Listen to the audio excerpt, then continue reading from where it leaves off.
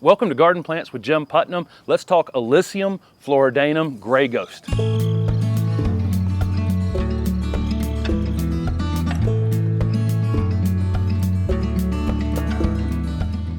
Grey Ghost is a named cultivar of our native Florida anise.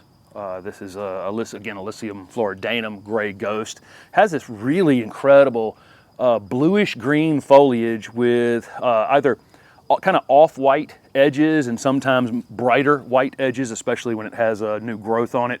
This is evergreen, and it's going to form kind of a rounded habit, but quite large. This is going to be a great screening plant in shadier spaces. So this can reach, we're going to say 6 to 10 feet by like 4 to 5 or 5 to 6 feet.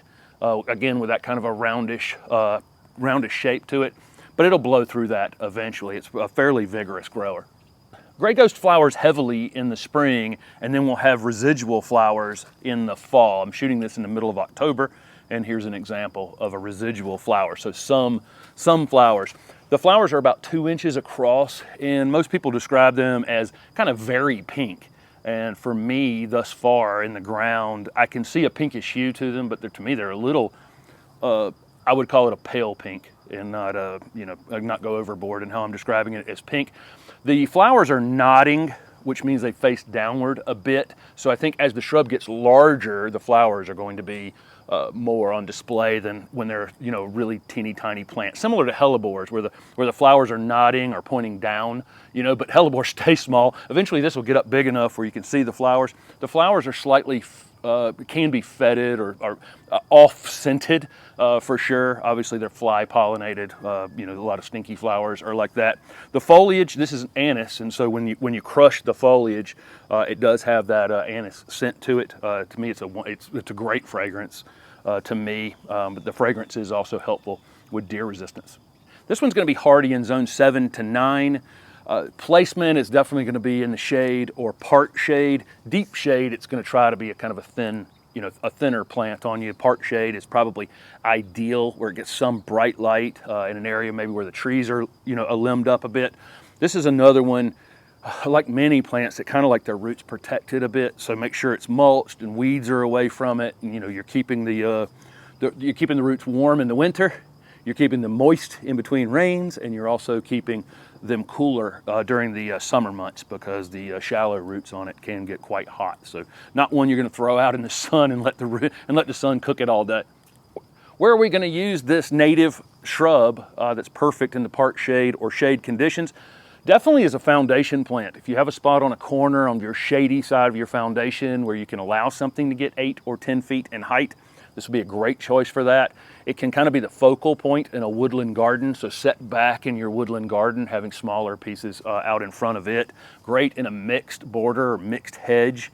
Again, when I talk about screening plants, I try to discourage folks from lining 20 of anything up in a straight line, but this would make a great piece in a mixed hedge or border. I think you could probably leave it as a container plant in a shady space for probably a couple of years. Without any problem, if you just wanted an accent piece that was elevated in your woodland garden, and then eventually transition it to the ground once it outgrows that container.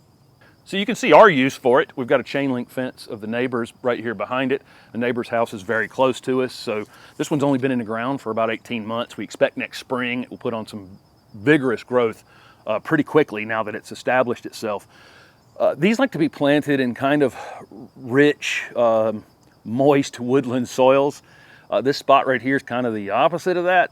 We did amend it, so it had some wood chips that had broken down, some compost was here. So it does have that rich soil that it likes, but it's under an existing red bud over here, and it's quite dry. So the transition into the landscape has been a little slow because it needed some additional water. You'll see that on some of these Illicium used as ornamental plants. For the first year, maybe 2 years, they can do a little more wilting than other things. The great thing is, though, they're great at letting you know. You'll come home and the thing will be, wilted like this. Drag a water hose to it. Once they're established, they're actually very drought tolerant. They're perfectly fine in our ornamental landscapes, but initially they're not in favor of it. I only fertilize my ornamental shrubs once a year, and that is in the late winter, sometime around February or March. Like most of our native plants to the southeast United States, they are acid-loving plants, and so our pH here in this soil is somewhere around 5.5, which is kind of ideal for it. I'll use just a regular organic fertilizer that time of year. If you happen to have a pH that was closer to 7, you probably want to use something like Hollytone, something that has a sulfur component to it that will help in lowering that pH. Although temporary, it is helpful with that.